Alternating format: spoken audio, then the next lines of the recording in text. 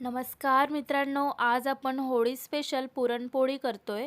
याच्या आधी पण एक पुरणपोळीची रेसिपी मी टाकली आहे, पण हे थोडी वेगळी आहे। कोणता पण सण म्हटल्यावर पुरणपोळी हे समोरच येते। मस्त गुबगुबीत हे पुरणपोळी झाली आहे। तुम्ही पाहू शकता की ती टम अशी हे पुरणपोळी फुगली आहे। तर होळी पण जवळ आली म्हटल्यावर गोडधोड तर व्हायलाच हवं। तर हे पुरणपोळी तुम्ही नैवेद्यामध्ये सुद्धा करू शकता। नक्की ट्राय करा, सोपी व सरळ पद्धत आहे करण्याची। नवीन शिकणारे असेल ते सुद्धा इझी बनवते। चला तर मग सुरुवात करूया। पुरणपोळी करण्यासाठी 2 वाटी हरभऱ्याची डाळ घ्यायची आहे। स्वच्छ धुवून घ्यायची, 3 तासांसाठी भिजवून घ्यायची। त्याने काय होईल, एक तर पुरण लवकर शिजेल, दुसरं म्हणजे पुरण मऊसूत होतील आणि पुरण मऊसूत झालं की पोळ्या पण छान होतील। तर आधी मी ही डाळ 3 तासांसाठी भिजवून घेतले।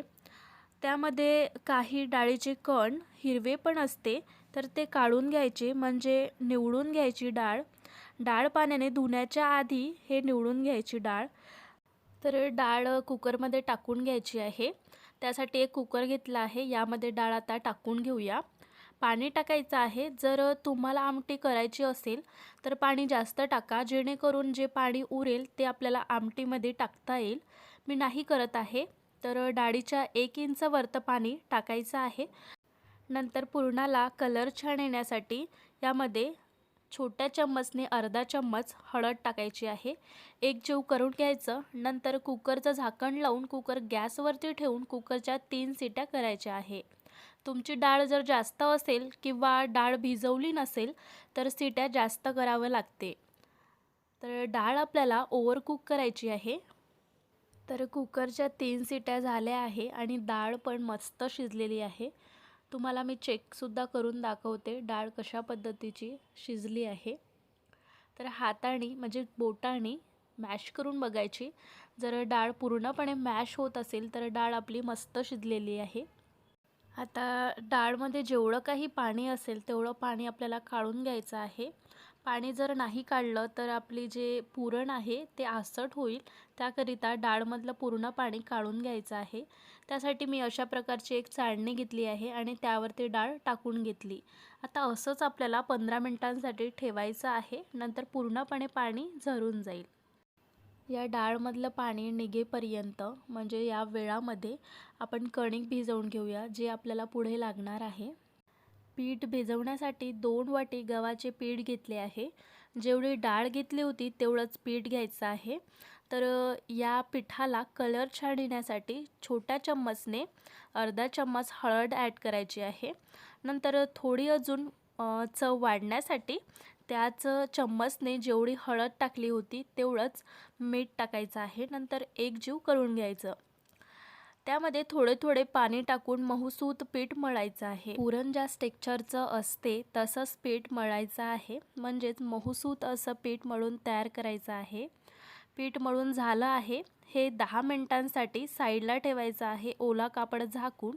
नंतर तेल टाकून पुन्हा मळायचं आहे आपल्याला। 10 मिनिट झाले आहे ठेवून, म्हणजेच जोपर्यंत आपण पीठ मळून घेतलं तोपर्यंत हे ठेवून होतं। तर पूर्णपणे हे पाणी निघालं आहे, याचं पूर्णपणे पाणी काढून घ्यायचं आहे, नाहीतर आपलं पुरण आसट होऊ शकते। तर हे लक्षात ठेवायचं आहे। या पाण्यापासूनच आमटी होत असते। या डाळमधली थोडीशी डाळ यामध्ये मिक्स करायची असते आणि आमटी तयार करायची असते। ते रेसिपी पण आपण लवकर आणू। तर हे झालं आहे। आता आपण याला चटका देऊन द्यायचा असं म्हटलं जाते। तर आपण हे शिजवून घेऊया। आता एका कढईमध्ये हे डाळ काढून घेतली आहे। यामध्ये आता गूळ ॲड करायचा आहे। हवं तर तुम्ही साखर पण टाकू शकता। जेवढी आपण डाळ घेतली होती तेवढंच आपण इथे गूळ घेतला आहे। साखर पण त्याच मापाने घ्यायची आहे, जर तुम्ही घेतली तर। हे एकजीव करून घ्यायचं आहे आता आपल्याला।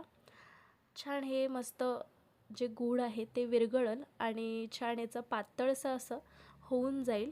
तुम्ही पुढं बघणारच आहे। तर हे एकजीव करून घेऊया। पूर्णपणे एकजीव करून घेतला आहे मी।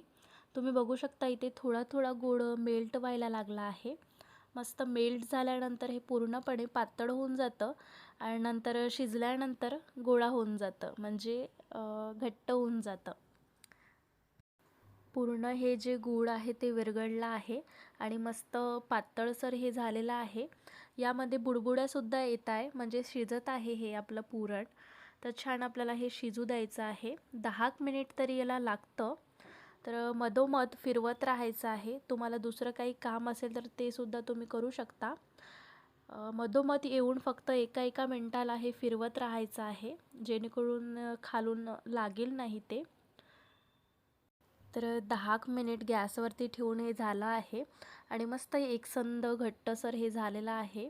आता याची चव वाढवण्यासाठी यामध्ये 1 चम्मच तुपाचा टाकू आणि 1 चम्मच विलायची पूड टाकायची आहे. मस्त एकजीव करून घ्यायचं, थोड्या वेळांसाठी शिजवायचं.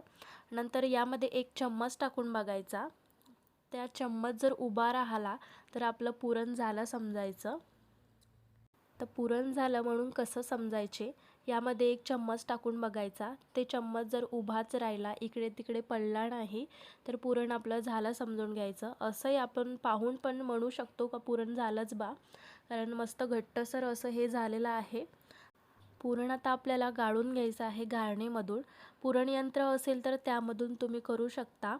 तर गरमागरममध्येच हे काम आपल्याला करायचं आहे. थंड झाल्यानंतर पुरण मोकळं व्हायला लागतं आणि त्या गाळणीमधून किंवा त्या पुरण यंत्रामधून होऊ शकत नाही. कदाचित थंड झालंच तर ते मिक्सरवरती तुम्ही काढून घेऊ शकता. तर अशा प्रकारची एक चाळणी घेतली आहे आणि त्याखाली एक बाऊल ठेवला आहे, जेणेकरून जेव्हा आपण ते पाळू पुरण ते त्या बाऊलमध्ये पडेल. गरमागरम पुरण मी या चाळणीवरती टाकून घेत आहे. गरमागरमच आपल्याला काढायचं आहे, 2दा सांगितलं मी. तर आपण हे अशा प्रकारच्या एका चम्मचने गाळून घ्यायचं आहे पुरण, किंवा एखादी ग्लास पण घेतला तरी चालते, त्या ग्लासने सुद्धा हे गाळतो. अशा प्रकारचा टोक असणारा चम्मच घेऊन मस्त स्प्रेड करायचं आहे त्याला. नंतर हे पडून जाईल आणि मस्त आपलं हे पुरण मऊसूत तयार होईल. तर अशाच पद्धतीने मी सगळं करून घेते. पूर्ण पुरण मी गाळून घेतलं आहे. तुम्ही बघू शकता काय सुंदर कलर आलेला आहे आणि मऊसूत झालेला आहे. आता पोळ्या करण्यासाठी घ्यायच्या आहे. त्यासाठी आपण मगाशील जे पीठ मळून घेतलं होतं ते मस्त झालेलं आहे मऊसूत असं. यावरती आता थोडंसं तेल टाकून आपल्याला पुन्हा एखादी मिनिट मळून घ्यायचं आहे, जेणेकरून थोडं अजूक हे पीठ मऊसूत होऊन जाईल. तर पोळी करण्यासाठी पूर्ण तयारी करून घेतली आहे मी. पीठ पण आपण मळून घेतलं आहे.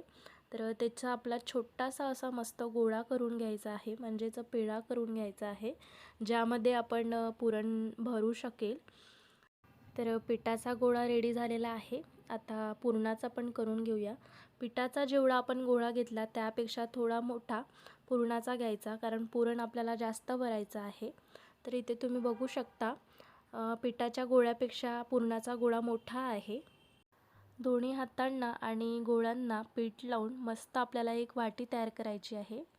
पीठ याकरिता लावायचं आहे जेणेकरून जे मळलेलं पीठ आहे ते आपल्याला हाताला लागणार नाही.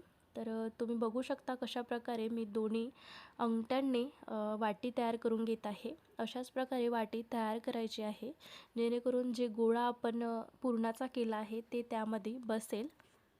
तर वाटी तयार झालेली आहे. या वाटीमध्ये आपण थोडं पीठ टाकूया, जेणेकरून आपली जी पोळी आहे मस्त फुगेल. यामध्ये पुरणाचा गोळा भरायचा आहे आणि छान दोन्ही पण हातांनी मस्त एकसंध करत हे आपल्याला आता पॅक करून घ्यायचं आहे पूर्णपणे.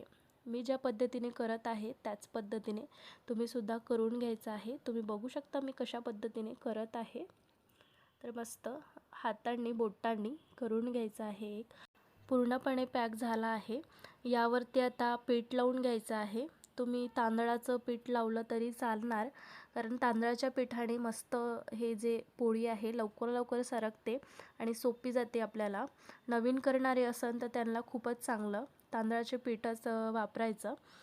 तर इथे पीठ लावून घेतलं आहे. हाताने अगोदर आपल्याला थापून घ्यायचं आहे, लाटणीने मग लाटायचं आहे, कारण तर सोपं जाईल नंतर.